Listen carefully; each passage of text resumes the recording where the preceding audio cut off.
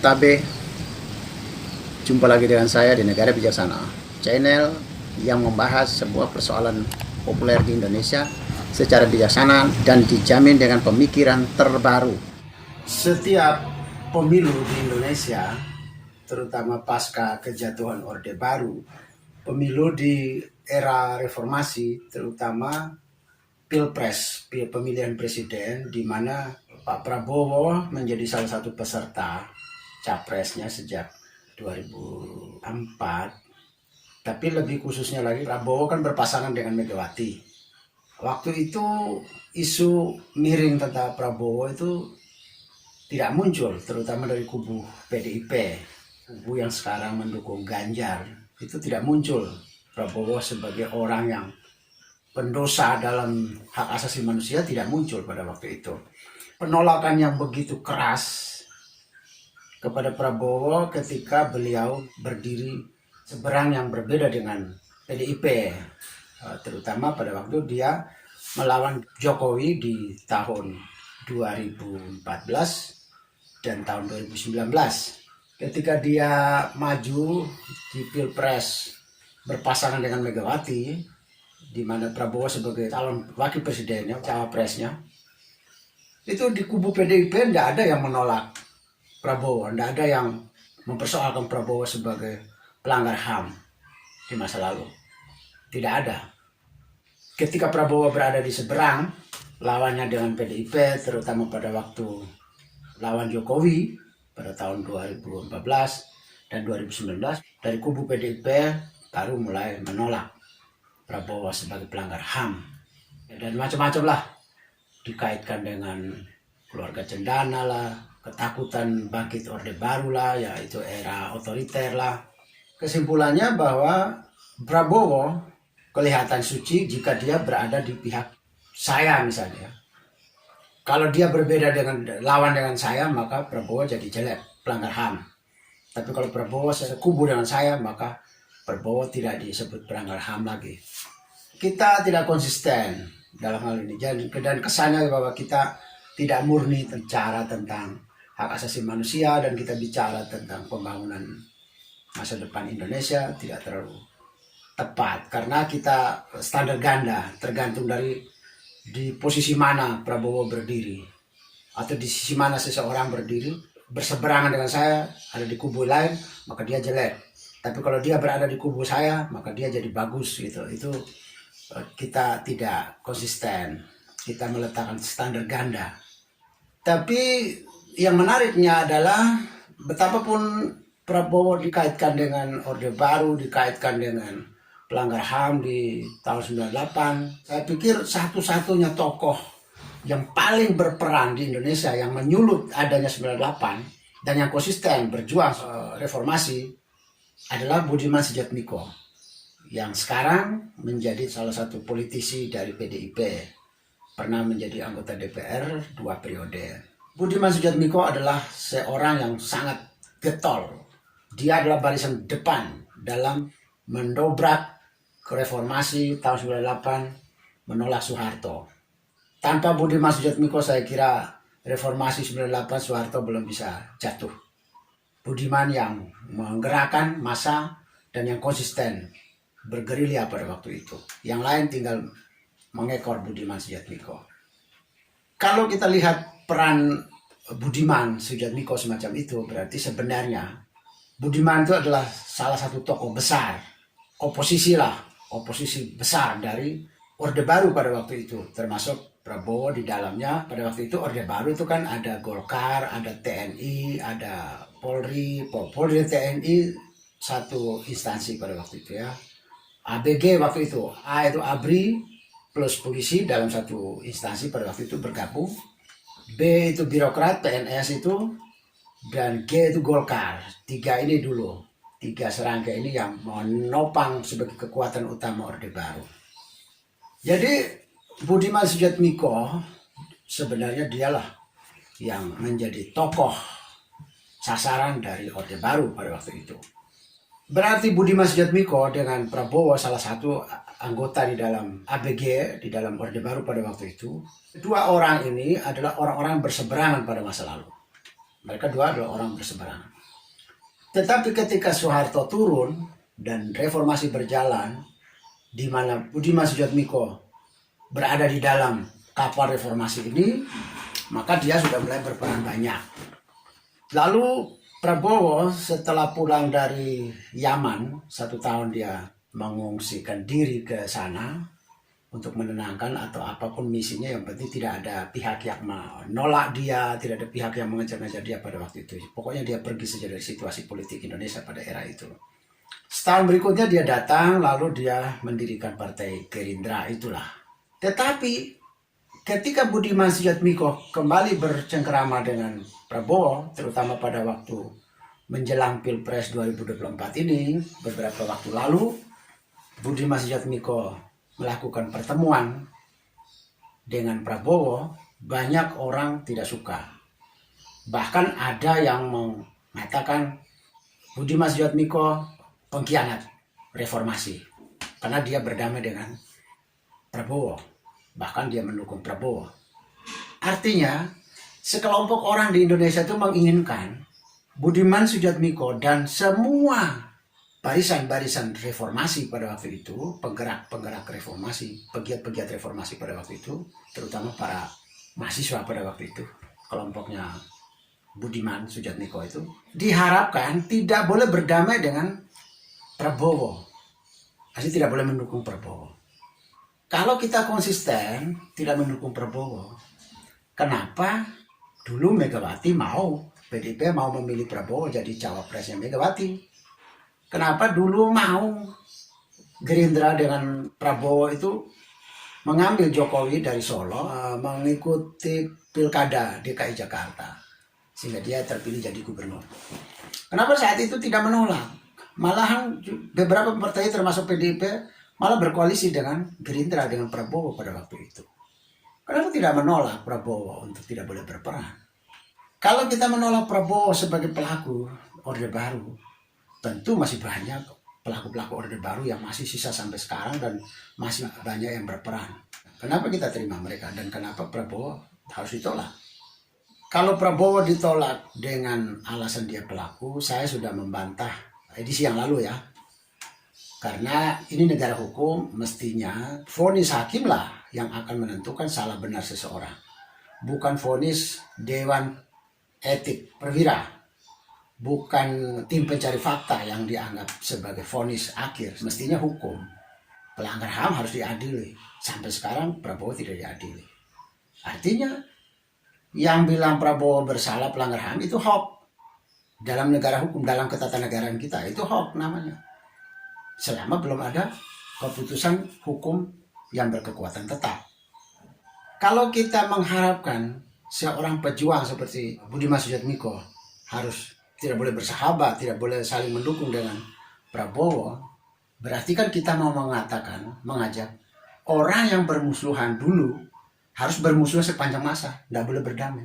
Berarti kita ini menghendaki supaya setiap anak bangsa diperlakukan tidak benar, tidak baik misalnya, harus memusuhi terus-menerus, tidak boleh berdamai. Ini ajakan untuk bermusuhan terus, tidak boleh berdamai. Pertanyaan kita, apakah memang konstitusi, apakah memang Pancasila kita mengajarkan begitu? Bahwa kita dengan lawan politik kita harus bermusuhan sepanjang abad, sepanjang segala zaman. Apakah begitu seruan konstitusi kita dan seruan Pancasila kita memang harus begitu? Bahkan seruan agama yang kita anut selama ini, agama kita masing-masing, apakah memang membenarkan untuk kita bermusuhan terus-menerus, tidak boleh berdamai? Kalau kita diajak bermusuhan terus, pertanyaan kritisnya begini, memangnya berjuang untuk apa? Pejuang umumnya lah, orang berjuang untuk kemerdekaan sebuah bangsa, berjuang untuk memerdekakan masyarakat dari sebuah rejim yang dianggap otoriter. Itu sebenarnya perjuangan untuk apa? Kalau kita merujuk pada esensi perjuangan adalah membebaskan sebuah bangsa, membebaskan masyarakat dari cengkeraman penjajah, atau membebaskan masyarakat dari tindakan otoriter, rejim otoriter, lalu kita mau masuk kepada iklim demokrasi, maka ketika iklim sudah demokrasi, kita kenapa masih bermusuhan dengan yang sisa-sisa otoriter zaman dulu. Kenapa masih bermusuhan? Padahal orang yang dulunya berbeda, dia otoriter, ketika zaman sekarang dia sudah patuh kepada aturan-aturan terbaru. Dulu kan dia patuh pada aturan lama. Siapapun yang menjadi tentara pada waktu itu, zaman Soeharto, dengan regulasi yang ada selama itu, dia akan berlaku seperti itu, melakukan kekerasan kepada yang berbeda pendapat dengan Soeharto. Siapapun. Karena itu sudah menjadi keputusan negara. Ketika reformasi ini kan ada 5 undang-undang politik di Indonesia, termasuk Fungsi ABRI, dihapus. Undang-undang partai politik dihapus. Tidak ada lagi yang namanya 3 partai. Yang ada adalah sepanjang orang masih mau berjuang untuk mendirikan partai, silakan. Ada 5 paket undang-undang politik yang dihapus pada waktu itu. Dan semua orang terima, termasuk Prabowo kan. Prabowo mendirikan Gerindra itu kan bagian dari melaksanakan penghapusan 5 paket undang-undang politik pada zaman Orde Baru. Maka muncullah Gerindra dan lain-lain. Berarti kan Prabowo ada di dalam sistem yang sekarang. Berarti dia mendukung sistem yang sekarang. Jadi itu artinya dia patuh kepada sistem yang ada. Kalau sistemnya dulu memang tentara disuruh harus gebuk rakyat, ya sistemnya membenarkan itu. Maka dia melakukan. Orang yang melakukan atas perintah negara, atas perintah undang-undang, atas perintah regulasi, atas perintah penguasa, tidak dapat disalahkan. Secara hukum administrasi negara tidak dapat disalahkan. Karena dia menjalankan tugas. Sekarang berbeda, maka Prabowo juga berbeda di saat sekarang. Dia ikut mendirikan Gerindra. Itu bentuk dari penghapusan 5 paket undang-undang politik pada zaman Orde Baru yang hanya membenarkan 2 partai politik dan 1 golongan, Golkar itu. Setelah itu kan dihapus semua. Lalu bebas mendirikan. Termasuk Gerindra lahir. Itu artinya di saat reformasi Prabowo sudah mengikuti sistem yang baru, iklim yang baru, regulasi yang baru, tatanan negara yang baru, dia ikuti. Kalau dia sudah berada pada iklim reformasi, dia berada dalam kapal demokrasi, pertanyaannya, kan berarti misinya sudah sama dengan Budiman Sujatmiko. Dia sama dengan semua orang yang pejuang reformasi pada era itu. Sama dengan saya yang pada zaman dulu juga menentang, pikiran-pikiran kami menentang Soeharto. Kalau pikiran sudah sama, ngapain musuh? Kalau masih musuh ketika orang seperti Prabowo sudah dalam menerima sistem yang baru, menjalani kepatuhannya pada sistem yang baru, terus kita masih memusuhi, pertanyaannya, memangnya dulu itu berjuang untuk mendepak orang, menyingkirkan orang, atau menyingkirkan sebuah sistem? Kan menyingkirkan sebuah sistem otoriter yang disingkirkan, bukan orangnya. Nah, kalau setiap orang yang berada pada era ini sekarang dia mendukung demokrasi, dia mendukung hak asasi manusia, ya tidak ada alasan kita untuk bermusuhan dengannya. Tidak ada alasan. Jadi kalau sampai kita masih memusuhi orang yang tadinya berbeda pendapat dengan kita, maka patut dicurigai. Kita berjuang untuk apa sebenarnya? Kalau Anda berjuang untuk demokrasi, nah sekarang sudah demokrasi dan orangnya sudah mematuhi demokrasi. Siapa lagi yang musuh kita sekarang? Kalau dia sudah ikut. Kalau semua penjajah di muka bumi ini setelah sebuah negara merdeka lalu penjajahnya dimusuhi kembali, ya berarti kita sekarang musuh dengan Jepang, musuh lagi dengan Belanda, kita musuh dengan Portugis, musuh dengan Inggris kan, yang pernah menjajah kita. Tapi dalam kenyataan tidak toh. Kita kan berteman baik dengan Inggris, berteman baik dengan Belanda. Karena apa? Karena misi yang sama. Ketika kita di sini membangun demokrasi, Belanda juga membangun demokrasi, Belanda mendukung kita untuk membangun demokrasi di Indonesia. Kita sudah tidak perlu hitung lagi dosa dia dulu, enggak. Yang kita hitung itu sekarang kita sudah misinya sama, yaitu menjunjung tinggi kemerdekaan manusia di muka bumi dan kita menjunjung tinggi hak-hak setiap negara untuk merdeka. Kalau sudah sama, ngapain benci? Makanya Indonesia tidak membenci Belanda. Berpuluh-puluh tahun kita bekerja sama. Belanda sering membantu kita juga dalam membangun kemanusiaan, membangun ekonomi, membangun kesejahteraan kita. Belanda ikut. Jepang juga begitu. Wah, banyak sekali Jepang, Belanda itu sama dengan negara-negara lain seperti Amerika, Australia, Perancis, Inggris yang ikut membantu kita dalam membangun Indonesia, membangun kesejahteraan, membangun kemakmuran, membangun perdamaian, membangun keadilan.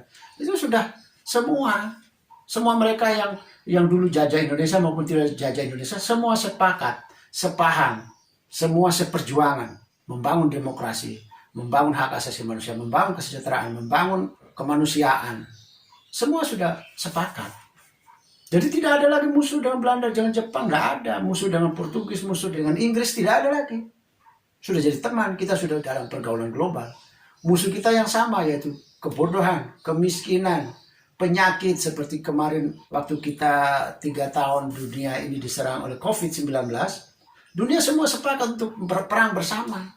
Misi yang sama. Orang sudah tidak ingat lagi. Tidak perlu hitung lagi dengan dulu kau pernah jajah saya. Enggak. Sekarang kita bekerja sama. Tidak ada yang memusuhi kembali bagi mereka yang pernah menjajah Indonesia. Lihat pemimpin besar dari Afrika Selatan, Nelson Mandela. Dia berpuluh-puluh tahun berjuang untuk membebaskan warga kulit hitam atas penjajahan warga kulit putih di Afrika. Apartheid ya. Dengan partainya. 29 tahun dia dipenjara oleh pemerintahan Afrika Selatan kulit putih. Ketika Nelson Mandela bisa memerdekakan, membebaskan bangsanya, Afrika Selatan menjadi sebuah negara yang merdeka, Nelson Mandela tidak pernah memusuhi mantan-mantan penjajah. Orang-orang yang memperlakukan diskriminasi, memperlakukan tidak adil terhadap warga kulit hitam di Afrika Selatan, itu tidak ada balasan lagi dari Nelson Mandela. Karena perjuangan Nelson bukan memusuhi orang kulit putih, tapi membebaskan orang kulit hitam. Nah, sekarang orang kulit hitam sudah bebas, sudah merdeka. Tidak ada alasan untuk memusuhi orang kulit putih. Tidak ada alasan. Malahan dia merangkul kembali semua kekuatan politik di Afrika Selatan. Dia merangkul kembali untuk sama-sama membangun Afrika tanpa diskriminasi. Lihat, banyak pahlawan, banyak pejuang memerdekakan sebuah negara. Tapi tidak semua pejuang yang bisa memproklamasikan sebuah negara menerima hadiah Nobel. Nelson Mandela salah satunya penerima hadiah Nobel. Kehebatan Nelson Mandela bukan terletak pada dia memerdekakan Afrika Selatan, tetapi setelah Afrika Selatan dimerdekakan, dia berdamai dengan semua musuhnya. Tidak ada dendam. Semua musuhnya dirangkul bersama untuk membangun Afrika Selatan tanpa diskriminasi. Kulit putih, kulit hitam, kulit kuning, kulit apapun, hiduplah bersama di Afrika Selatan. Itu negarawan. Kalau dia tidak berdamai dengan orang kulit putih pada waktu itu, dia muncul sebagai pelaku rasis juga. Kalau tadi dia membenci orang kulit putih yang rasis terhadap kulit hitam, diskriminasi kulit hitam di Afrika. Lah kalau dia muncul, dia menang, terus dia mendepak lagi orang kulit putih, ya berarti kan sama aja. Dia juga rasis. Supaya dia berbeda dengan yang lainnya, maka setelah dia menang, kulit hitam boleh hidup, punya harga diri, kulit putih, kulit warna apapun boleh hidup dengan harga diri, martabat manusianya masing-masing ada, dimiliki di tanah Afrika Selatan. Itu baru dia disebut tokoh pejuang anti rasis. Ketika dia muncul, dia tidak balas dendam, dia tidak memperlakukan orang kulit putih untuk dia dendam, tidak lagi. Inilah negarawan sejati. Inilah Nobel perdamaian yang layak diberikan ke mereka itu. Bukan diberikan kepada orang yang sudah berjuang menang terus dia membenci lagi kelompok yang dulu menjadi pelaku yang dia benci. Jadi tidak ada negarawan di dunia ini yang disebut negarawan dan tidak ada perdamaian sejati di muka bumi ini apabila setelah perjuangannya selesai dia membenci kembali semua orang yang pernah menjadi musuh dia, yang pernah menekan dia, yang pernah mengejar dia, yang pernah menganiaya dia. Dia musuhi kembali, berarti perjuangan tidak pernah selesai. Karena cuma ganti pelaku. Kalau tadinya Nelson bukan pelaku, Nelson objek yang diperlakukan tidak adil. Ketika Nelson menang, Afrika Selatan merdeka, gantian lagi dia memperlakukan orang kulit putih di sana semana-mana juga. Kan bukan di situ esensi perjuangan. Esensi perjuangan itu letaknya pada penciptaan suasana yang diinginkan. Sudah terjadi, sudah. Antara musuh maupun tidak musuh, tapi semuanya sudah patuh kepada sistem yang baru, ya tidak ada orang yang menjadi musuh kita lagi. Semuanya sudah jadi teman, sahabat. Semua sudah jadi pejuang untuk membangun bersama kemanusiaan. Kalau kita mau memusuhi otoriter, ya mestinya tidak hanya Prabowo, Golkar juga dimusuhi. TNI juga dimusuhi, PNS juga dimusuhi, pegawai BUMN juga dimusuhi, polisi juga dimusuhi semua. Kenapa cuma Prabowo? Karena semua mereka ini adalah pilar-pilar Orde Baru pada waktu itu. Kenapa cuma Prabowo yang dimusuhi? Tapi kita harus terima, Golkar yang dulu dia sudah berubah. Golkar mendukung reformasi, mendukung demokrasi. Ya, kita terima. Dia bukan partai terlarang lagi. Kalau dia masih menerapkan membenarkan otoriter, ya bolehlah sekarang kita berjuang untuk Golkar jadi partai terlarang. Tapi kalau dia sudah mendukung demokrasi, ya selesai itu. Kita tidak ada yang kita perlu musuhi Golkar lagi. TNI juga sekarang hapus di fungsi ABRI. Dia mendukung demokrasi, ya sudah, kita terima. Polri mendukung semua sistem yang baru, terima. PNS semua harus patuh kepada sistem yang baru, ya terima. Tidak ada yang perlu dimusuhi lagi. Yang perlu dimusuhi itu kalau dia tetap berbeda dengan sistem yang baru. Sistem baru demokrasi, dia tetap memperjuangkan otoriter. Ya, memang dia harus dimusuhi, harus didepak. Tapi kalau semua sudah setuju dengan sistem yang baru, berjuang yang sama, misi visi kita yang sama, visi untuk demokrasi, visi untuk hak asasi manusia, ya tidak ada alasan lagi untuk memusuhi. Meskipun dia tadinya adalah mantan partai di zaman Orde Baru, mantan pejabat di zaman Orde Baru, mantan kekuatan Orde Baru, tidak apa-apa. Saya menyesal sekali ya, heran sekali ya, banyak politikus, banyak suara yang masih memusuhi Prabowo hanya dikaitkan dengan Orde Baru yang otoriter. Seolah-olah Prabowo itu tidak boleh diterima lagi. Meskipun Prabowo sudah tidak otoriter dan Prabowo sudah menerima tatanan negara yang baru sekarang. Buktinya kan dia sudah mendirikan partainya dan dia patuh. Ketika dia tidak setuju dengan dia kalah, 2 kali kan dia mengajukan perkara uji publik di MK, Mahkamah Konstitusi. Mencurigai kemenangan Jokowi dianggap tidak wajar. Ya, dia mengajukan kepada MK, pengadilan MK. Itu kan menunjukkan bahwa dia patuh pada sistem yang ada, sistem baru. Dia patuh pada pilar-pilar demokrasi yang ada. Jadi tidak layak untuk memusuhi. Justru orang yang sudah berubah itu kita harus bersama-sama berjuang bersama. Seperti Budiman Sujatmiko mengajak Pak Prabowo untuk berjuang bersama. Lah, sudah sevisi, sudah semisi kok. Ngapain bermusuhan lagi? Orang-orang yang mempertanyakan komitmen reformasi, komitmen demokrasi Budiman Sujatmiko, saya juga malah mempertanyakan komitmen mereka dalam membangun Indonesia, dalam membangun demokrasi, membangun hak asasi manusia, membangun kesejahteraan. Karena apa? Lah orang yang punya komitmen yang sama kok malah dibenci. Karena dulu dia ada di Orde Baru. Ini aneh. Sebagian orang di Indonesia ini, bagian politikus, sebagian aktivis tahun 98 yang sekarang juga jengkel dengan Budiman Sujatmiko, berdamai dengan Prabowo, mendukung Prabowo. Saya heran sekali, mereka seolah-olah mau melanggengkan permusuhan di Indonesia, dendam tidak pernah habisnya. Seolah-olah mereka mau menendang orang yang sudah sevisi dan semisi juga tetap ditendang dari panggung Indonesia, dari panggung politik Indonesia. Bangsa kok mau diajarkan untuk menjadi pendendam, bangsa kok diajak untuk tidak mengampuni, bangsa kok mau diajak orang yang sevisi dan sudah semisi harus tetap dimusuhi. Aneh sekali. Memangnya kita ini berjuang mendepak orang atau mau mendepak sistem? Kita kan berjuang hanya untuk mendepak sistem otoriter keluar. Kalau sistem itu sudah keluar, ya udah.